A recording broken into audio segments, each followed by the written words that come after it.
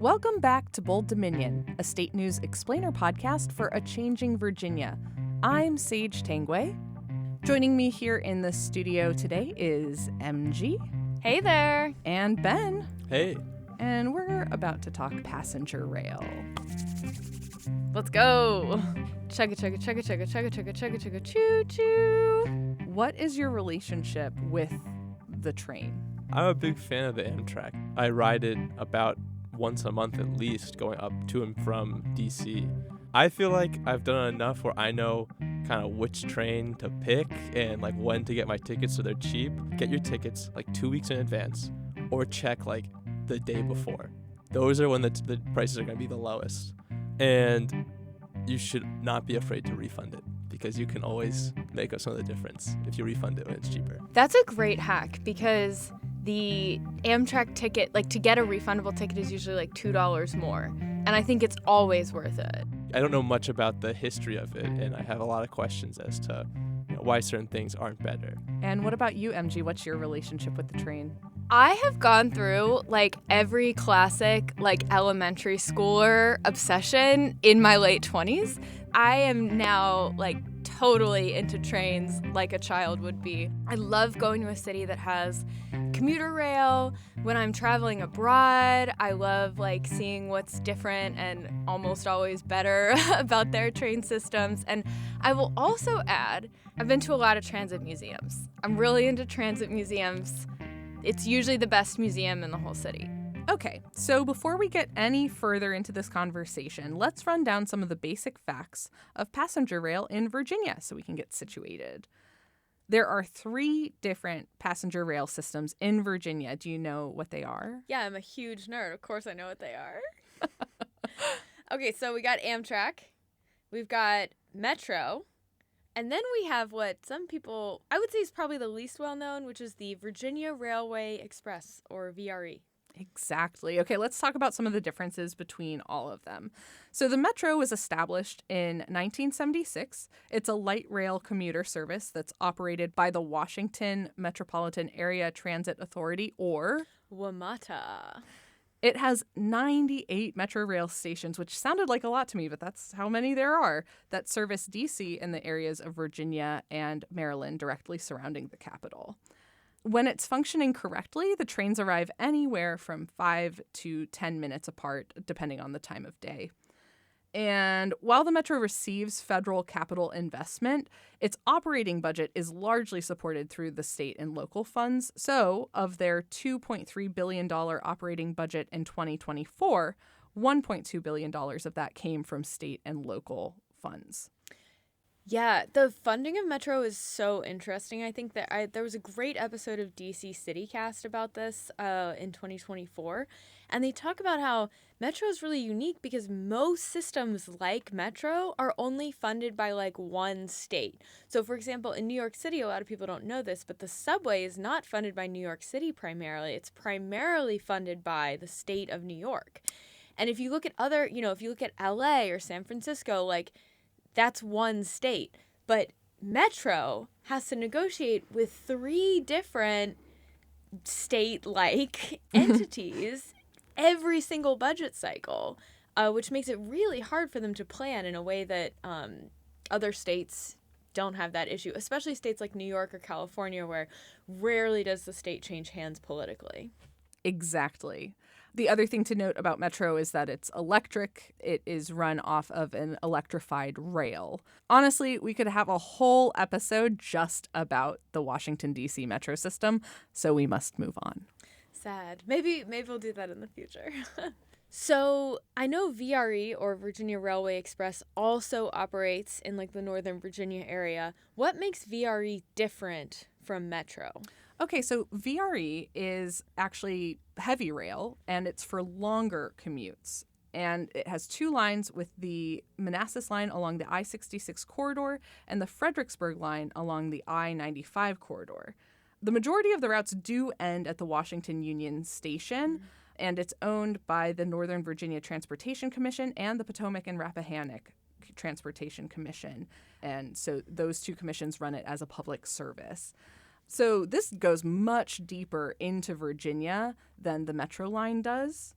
So, according to their website, services of the VRE began in 1992, and they started by operating 16 trains from 16 different stations, which carried on average 5,800 passengers daily. But now VRE operates 30 trains from 19 stations and carry on average 20,000 passengers daily. So it has definitely grown in its time of existence. Yeah, and anyone who's driven those stretches of I-66 or I-95, I mean, I would gladly sit on a train before getting behind the wheel. Absolutely. The Code of Virginia dedicates $15 million annually from fuel tax revenues collected in the NVTC and PRTC jurisdictions to the CROC Fund, and that stands for the Commuter Rail Operating and Capital Fund of Virginia. And so VRE actually has a cross-honor agreement with Amtrak, which allows VRE to use Amtrak trains and tracks. Synergy. Synergy, exactly. Finally, we just mentioned it. The last one is Amtrak. Now, this is the one that most people, I think, are familiar with if they've ever done any type of intercity or interstate travel. Amtrak is also heavy rail, and it was established when Richard Nixon signed the Rail Passenger Service Act of 1970. It's a quasi-public corporation that functions as a for-profit business, but it's primarily funded through the federal government. And good news, if you're a fan of Amtrak, ridership is at an all-time high with a total of 1.3 million passengers riding in 2024. That's a 45% increase from pre-COVID numbers of 2019. Wow, that's great. So a lot of people are getting into train riding. Yeah, and I feel like, especially for the Virginia leg of things, the Amtrak trains have gotten a lot more reliable in recent years. So makes sense that ridership would be up with the quality of service. So that's a lot of trains. And you may be wondering how we keep it all straight. One of the ways is through what's called positive train control, which monitors a train's movements in real time along the rail. If there's any danger of derailment or collision, the system will stop the train, literally in its tracks.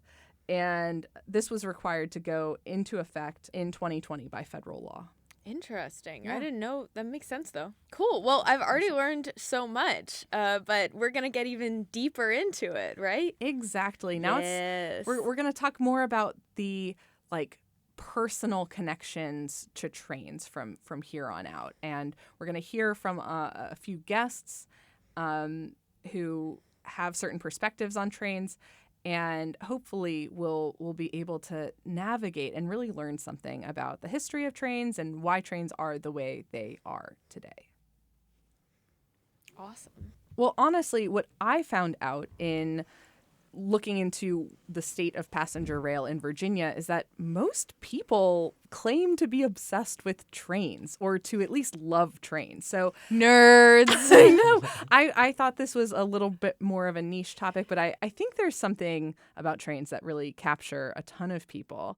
When planning this episode, the first person who came to mind was one of my friends from college who is very passionate about rail. My name is Rick Short. I'm a managing consultant with Guidehouse Incorporated. I work with the Department of Energy on appliance energy standards, and I'm also a rail enthusiast.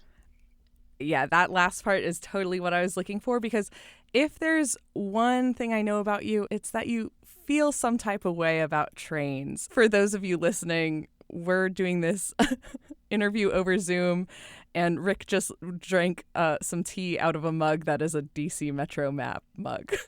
Thank you. I knew I had to bring it out for the podcast. It's perfect. Also, is that a Silver Line flag behind you? Yes, actually, I swear it's always here. I did not- This is my Silverline pennant from the day one of the opening when I wrote it, when it opened. So the real reason I wanted to bring Rick on this podcast is that he has a very particular experience of the metro system. One year, I believe it was 2017, for my birthday, I rode to every stop on the metro in one day. I took the day off of work. I started in Ballston. and I worked my way all around. We took one break. My friends Kate and Pasuth joined me. Weren't under any impression that we were setting speed records. But yeah, we rode to every station in a day. It took about 10 hours. I enjoyed it. I'm glad that I can say that I did it. What do you feel like you learned about the entire system by seeing it all in one day? I found a new favorite station that day. Fort Totten is my favorite station on the Metro because it has this cool half underground, half above ground design, and it's like crossed in an X. Have you guys ever ridden the entire DC Metro map? No, of course not. Yeah, no. I can't believe it took 10 hours, too. I can't believe it didn't take longer than 10 hours. This might just be a product of my age and my friend group, but I feel like I'm always hearing millennials and Gen Z bemoan the lack of a more robust rail system. Here's Rick on why he thinks that is. I think part of it is millennials and Gen Z are particularly interested in living in the city. And when you live in the city, it becomes very obvious that mass transit is really good.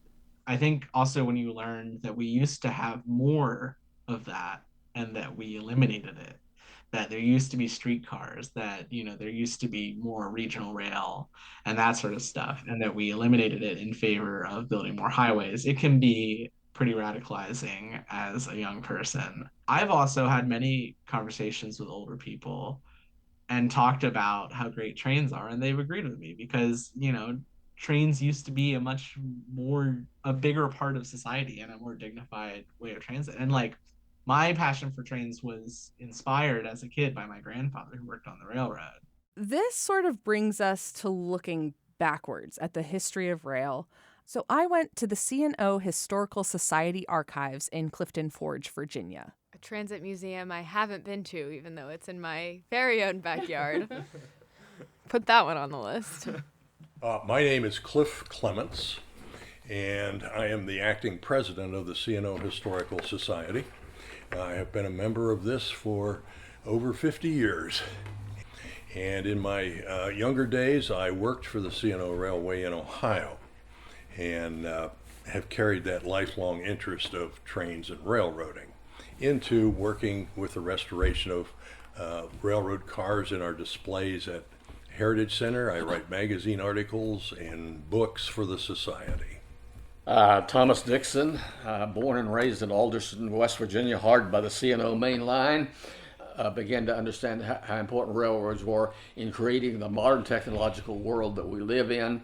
As a result, since C&O was my railroad, I decided to organize the C&O Historical Society back in the year '69, and it has grown exponentially since that time. We're the only railroad historical society out of about 90 in the United States that has a paid staff and a location that is open to the public. We publish books. We are dedicated to preserving the history of railroading in America using the C&O as a paradigm.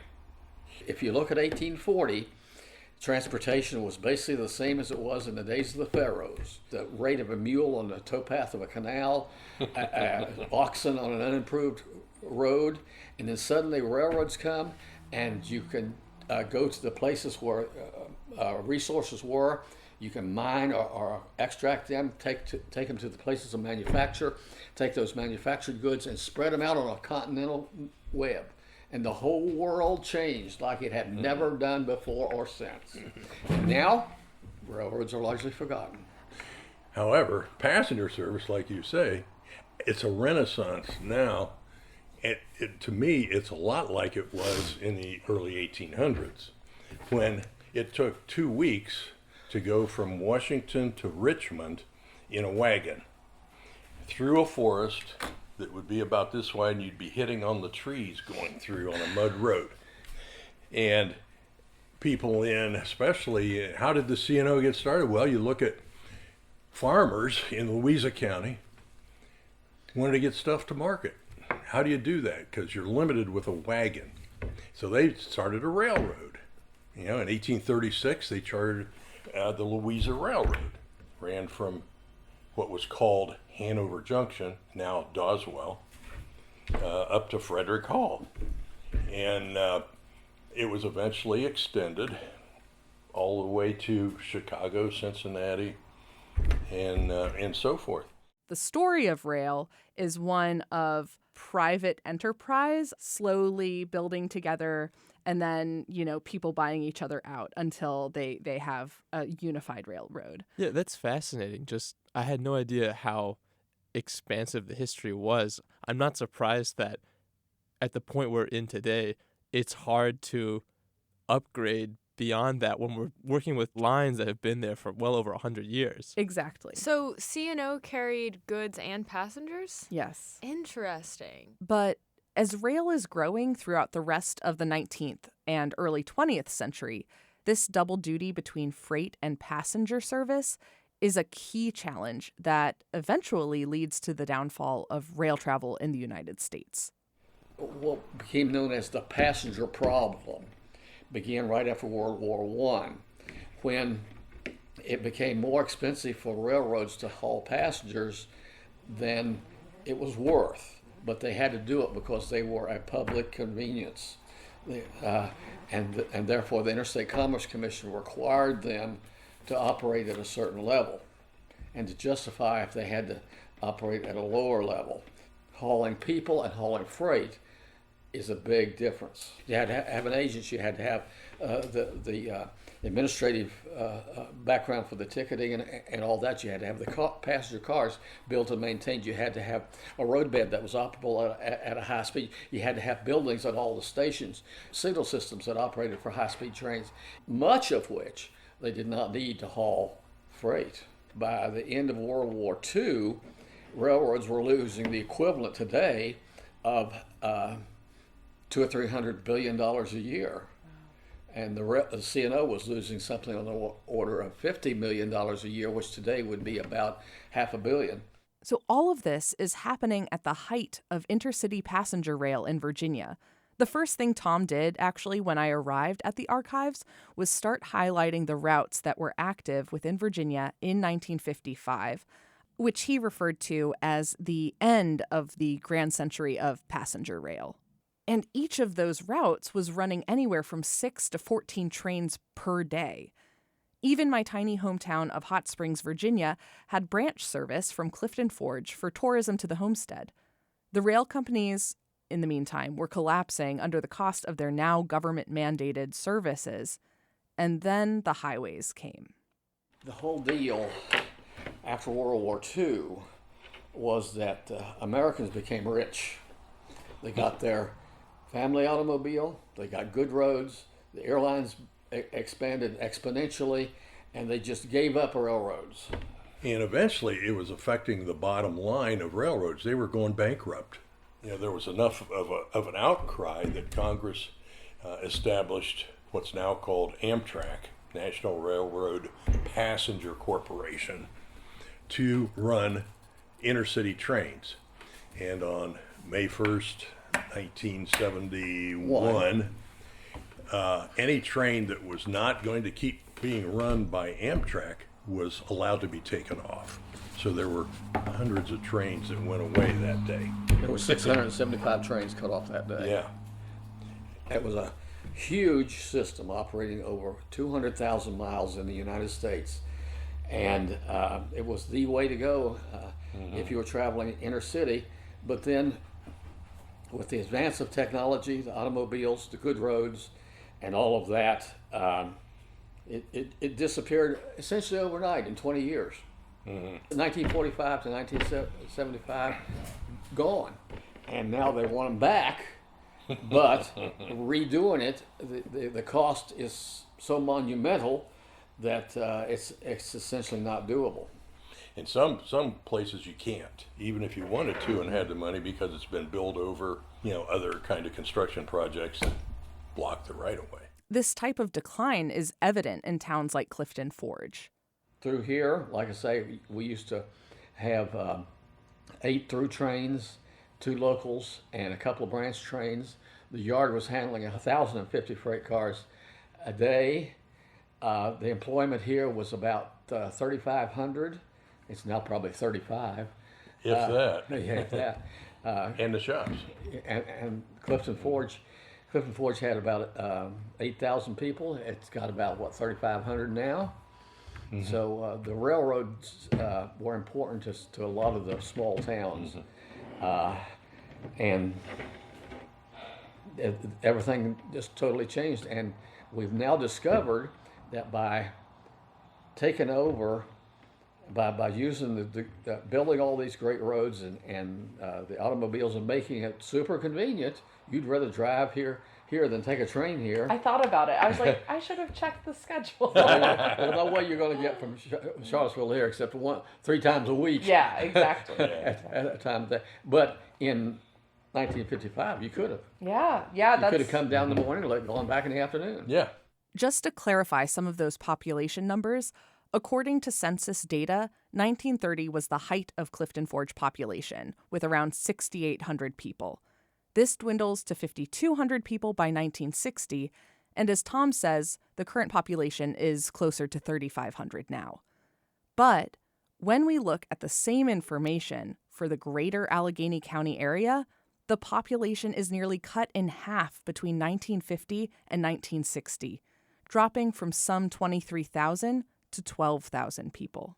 This, for me, was the missing piece. I knew, okay, at some point we really switched to cars, right? I didn't realize what the economic status of the train companies was in the mid-century. Like, passenger rail became this albatross to the rail companies because of all of the amenities required and all of the staffing required. Whereas if you just have freight, you don't need to make sure people are comfortable or, not dying. You don't stop as much. Exactly. You don't need to hire people to board and unboard and, help with luggage and 100%. work at the train stations. Exactly. That's so interesting about the case study of Clifton Forge, where even though at the time we were having an expanding highway system, the decrease in the train use had like a deindustrialization effect on these smaller towns,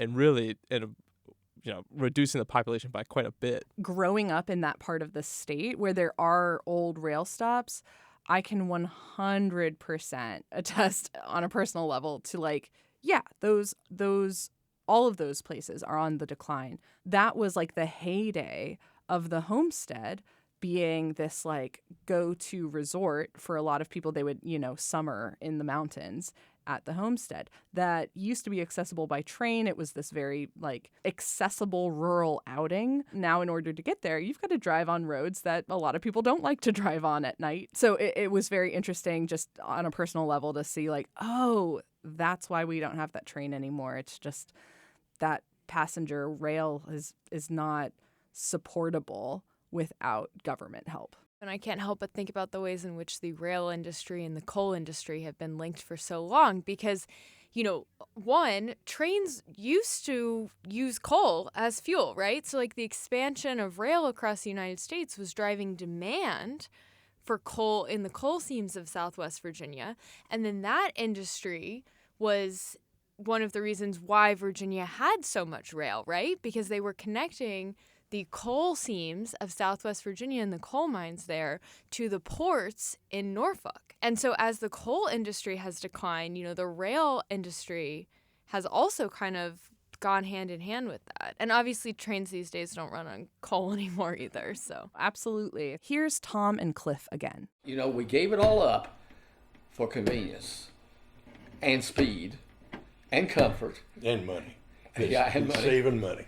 But, which was all justifiable at the time. But only a few forward-thinking people in the 50s realized what was going to happen, which is what has happened now. And they tried to reverse it, but it was a tide that was not too late. Unstoppable. Now, so far, this has been pretty negative because we're talking about the downfall, but I wondered what their perspective was on rail today and in the future. I think that in Virginia, it's pretty bright because you have what's called the Virginia Rail Passenger Authority that is trying to come up with ways to improve passenger travel, to increase passenger travel. They're building a new bridge up in across the Potomac called the Long Bridge. That's going to expand the availability of track for passenger trains. So 2 of the tracks will be only passenger trains. The other will be freight trains and or passenger once in a while. Lots of people use it, and it's a reasonable price too. I can go from Lynchburg to DC for $35. Right. And of course, I have the geezer discount too, but a regular person is just a little bit more. I think it's on the right direction. My name is DJ Statler, and I'm the Executive Director of the Virginia Passenger Rail Authority. And the Virginia Passenger Rail Authority is a political subdivision of the Commonwealth of Virginia. We were created in 2020 by the General Assembly to oversee the passenger rail interests of the Commonwealth. We've had rail coming through Virginia for a long time. And in fact, Virginia, if you look at the map of the whole East Coast, freight, passenger, everything that goes north to south goes through Virginia. And so we're really a big linchpin for passenger and freight rail. We've got the big port, which attracts a lot of freight traffic. We have a lot of people who want to go places. We have a lot of people south of us that want to go north of us, a lot of people north of us that want to go south. So really all rail goes through Virginia on the East Coast. Okay, time for some more history. The VPRA is relatively new, so DJ is going to take us through its conception, starting where we left off with the creation of Amtrak in the 70s. Amtrak was created in 1971 because at that point, the freight railroad said, hey, we can't make any money on passenger rail. We want to get out of it. The government said, wait a second, hold on. Passenger rail is a key component of the nation's transportation network. We've got to come up with another solution. And then Amtrak was born. Fast forward to 2008, a lot of states had passenger rail, but it was very inconsistent on how that rail was managed. Some states, for example, paid a whole lot for rail and didn't get a whole lot of service.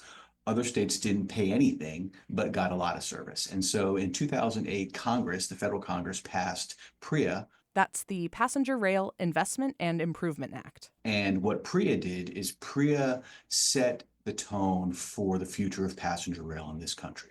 And it did that by creating three separate passenger rail types. The first is the Northeast Corridor. Northeast Corridor goes from Washington, D.C. up to Boston.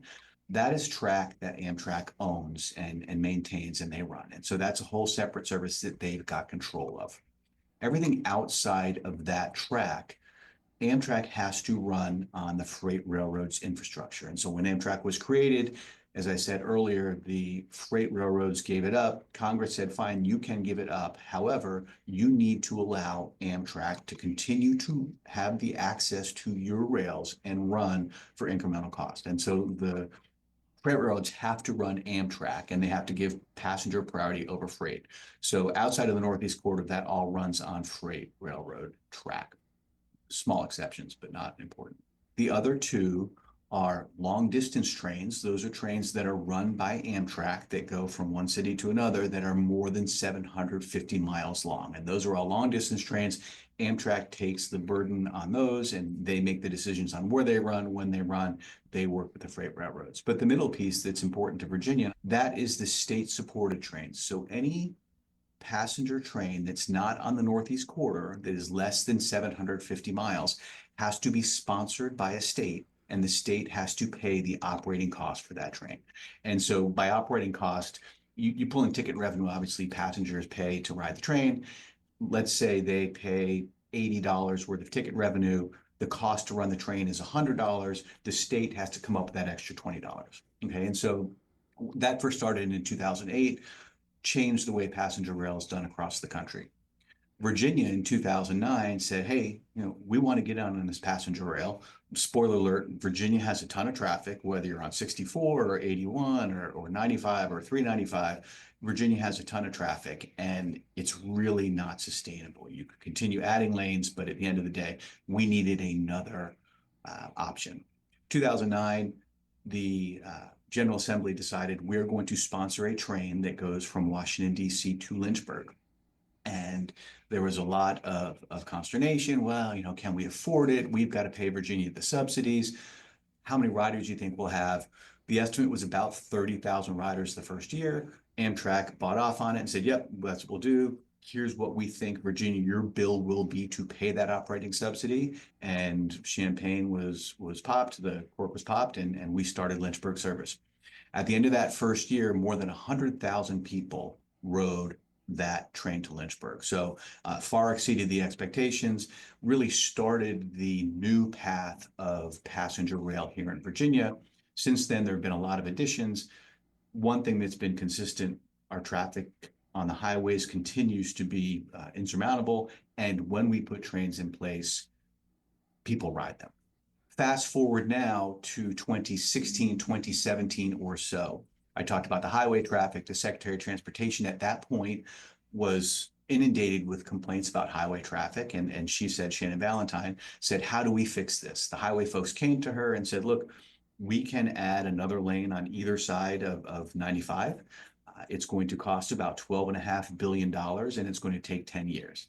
And she said, wow, that's a lot of money and that's a lot of time. Can you assure me that after the 10 years, we are going to not have this congestion? And the highway folks kind of laughed and said, no, by the time we're done, we're going to have more people and you're going to need more. So she said, there's got to be another solution.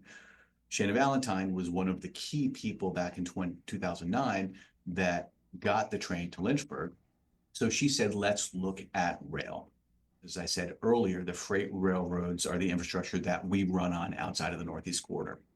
Historically, when Amtrak has wanted to add new service, they go to the freight and say, hey, we'd like to add more trains. The freight says, okay, that'll be $1 billion. Amtrak says that's too much, and it goes to the Surface Transportation Board, and they fight it out. It takes a long time, and it's not always successful. Secretary Valentine said, we've got to do this differently. Let's Virginia go to our freight railroad partners, CSX and Norfolk Southern, and talk to them about what it takes for us to add more capacity, to add more trains. CSX said, we can add more trains if and only if you fix Long Bridge. The Long Bridge is the bridge that goes from Virginia across the Potomac River into DC. It's almost 120 years old, 2 tracks, 98% capacity during the day. You cannot add another train there. There's just no room during the day. They have said, if you add a whole nother bridge, 2 dedicated passenger tracks, then you can add more capacity. Boom. So then the secretary went back and said, all right, how do we manage these projects? Virginia, for better or for worse, is a one-term gubernatorial state. So the governor back then was really excited about transportation, but there was no assurance that when the next governor came in, he or she would have the same priorities. And so we were created, the Virginia Passenger Rail Authority was created to be a little bit immune to that political change, but still report to the governor. And so what we do, we were created because these projects take a long, long time. We report to a board of directors, 15 people, 12 of whom are appointed by the governor, but the governor can only roll 3 people off every year. So it's staggered. Every year, 3 people go off. The governor can appoint 3 new people. So in order for the governor to replace the whole board, it would take that governor's whole term, gives us a little more stability. As you're managing this $2.3 billion bridge project and another couple $1 billion worth of other infrastructure, it's important to have that stability. And so, longest answer ever, that's why we were created in 2020. 2021, the first employees were brought on board, and we were tasked with, number 1, delivering all of these projects to add trains, and number 2, building an organization that could manage this at the same time. Now I want to turn it to you guys. What are some of your biggest questions about Virginia Rail? I'm really fascinated by who owns the trackage. I've heard that has a big impact on delays on passenger rail. I'm really interested in the diesel versus electric engine. I really want to know, where is our high-speed rail? Because I hear everybody else has it. I'm really jealous because I want to get around much faster than I am now. Okay, so these are great questions, and they're all deeply connected. So DJ brushed on this a little bit earlier, but a lot of the track in Virginia is owned by the freight railroad companies, CSX, which is the railroad that absorbed CNO, and Norfolk Southern. However, the VPRA has begun to acquire track ownership and right-of-way. We own between Washington and Richmond, and we just last year over the summer signed a deal with Norfolk Southern to own from Alexandria out to Manassas. And so we own those rails. We are not a train operator. We will never be a train operator. Legislatively, we're not allowed, but we contract with Amtrak to run the state-supported trains. As I talked about earlier, we sign the contract and say, okay, we'll pay the $20 of the, the 100 that it costs you to run the train, the operating subsidy. Obviously, we want that subsidy to be as small as possible. We want to, making money would be great, but any public transportation, you're not going to make money. And we're proud of the fact that we recover over 70% of our costs. Let's talk a little bit about why our trains aren't faster. And this will touch on the electric versus diesel, but Rick has something to say about this, and then we'll get a deeper explanation from DJ Statler of the VPRA. My thought is that passenger rail should always be electric if you can manage it, which is the biggest problem in the US in terms of making trains better. The main obstacle to electrification across the US is freight rail.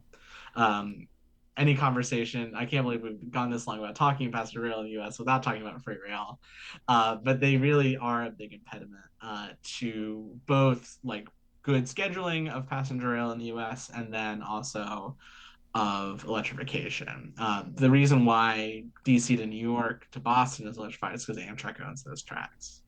And so anywhere where Amtrak doesn't own the tracks, it's diesel running. And so it's much harder to go fast, to be efficient, that sort of stuff.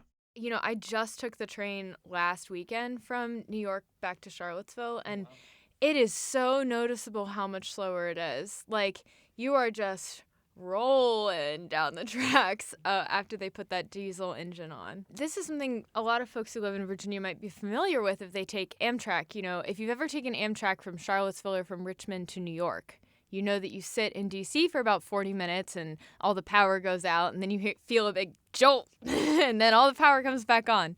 And that's because they're switching from the diesel engines to the electric engines. And man, it would be great to not have to wait in DC for 40 minutes. Right now, we in Virginia use diesel locomotives, and it's, for the most part, it's all about it is all about the locomotive. There are places, so Washington, D.C. north, the trains all run on electric. And so they're catenary, there are wires above the trains, and there's the locomotive, there's a pantograph that goes up, touches the wire, and boom, that's how it's powered. There are also small places, small sections in New York where there's actually electricity on the rail, which is like WMATA, the metro. It's powered on the rail, the third rail, they call it. There are little shoes that power the locomotive there. But for the most part, we either have catenary above the train or diesel trains. And that's actually a big, so let me step back, I'll get to that in a second. So electric power is nice because it's cleaner and you can go faster. In a diesel train, you go 100, you can go 120, 125, usually it's about 110 that the equipment maxes out at. The electric trains, in fact, the new Acellas that should be coming out any month now, I think they're, knock on wood, May, that Amtrak's bringing out, they're going to go 186 miles an hour. So that's obviously a lot faster. Look at DJ stating the obvious. Diesel, you can't go any faster than 110. The downside of the electric is that it's a lot harder to maintain because the diesel you maintain on the locomotive, the electric, you've got to go all up and down the corridor and maintain there as well. And it's expensive to put in. You've got to put all the catenary poles in every 30 feet, every 40 feet. You've got to maintain the wire. Tree comes down, the wire comes down, the whole network's in trouble. So, I mean, there are maintenance issues with electric. We looked at electrifying, and we decided that diesel was the right thing for a couple of reasons. Number one, our infrastructure in most places is very curvy. So even if you got up to 110 miles an hour, you'd have to slow down really quickly to go around a curve. There were very few places, if any, where you could have a long enough straightaway to get that fast. So you couldn't achieve the speed differences. The freight railroads also don't love the electrified because the towers on either side really require much more room on the right of way to have those big towers, and the right of way that we purchase doesn't always account for that. There are neighborhoods close on either side. But that said, it really is a deterrent to people taking the train, because when you go north, you're in a diesel locomotive. You get to Washington, D.C., and they take the diesel locomotive off and they put an electric locomotive on, and you head north. That takes, best day, it takes about 20 minutes. They've got about 45 minutes in the schedule for that. So that's 45 minutes that you're sitting in Washington, D.C., which is a great place to sit, but no heat in the train in the winter, no cooling in the summer. Cafe car's not open, the bathrooms aren't open. It's really 45 minutes of your trip you'd rather have back. The good news is that we've partnered with Amtrak, many states, to purchase brand new train sets that show up in 2027. Those are dual mode. So the locomotives have diesel on them and also have the electric. So when they go north, they get into Union Station, they'll shut the diesel off, they'll hit a button, that pantograph will go up to the wire, and boom, you'll take off. So what is a 45-minute stop in DC now with no power, no anything, will be 5 minutes for folks to get off the train, get on the train, and then you take off. That will be a huge benefit to Virginia riders because it cuts the trip time down, makes it a much smoother ride. We're 2027, we're looking forward to that. I'm also frustrated with the speed of which we have rail and the comparison from what we have in our country to other countries, Europe, Asia, et cetera. The short and easy answer is I would say twofold. Number one, our country invested a lot of money in the highway system, and we have a very widespread population centers. We have neighborhoods and communities that are much further apart. And for better or for worse, we invested in the highway system. And so folks now lean towards cars. The good news is that folks that are younger tend to not be as reliant on cars. And with that in mind, they are shifting to the rail. When we started to phase out of investment in rail and phase into investment in highway, back then, trains weren't going 100 miles an hour. I mean, trains were going 40, 50, 60 miles an hour, and people were thrilled with that.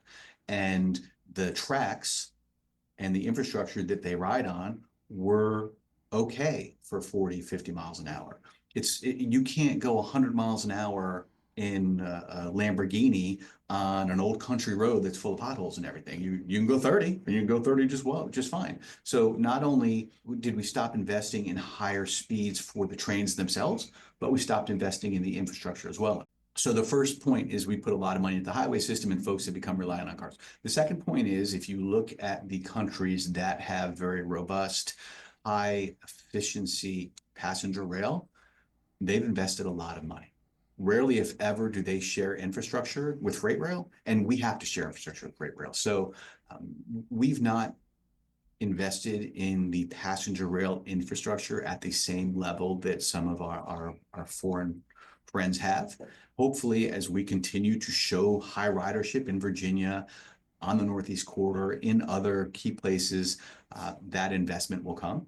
In the meantime, we've got to continue to grow one bite at a time. If we have listeners who are very passionate about rail and want to see more rail, what's your suggestion to them as citizens?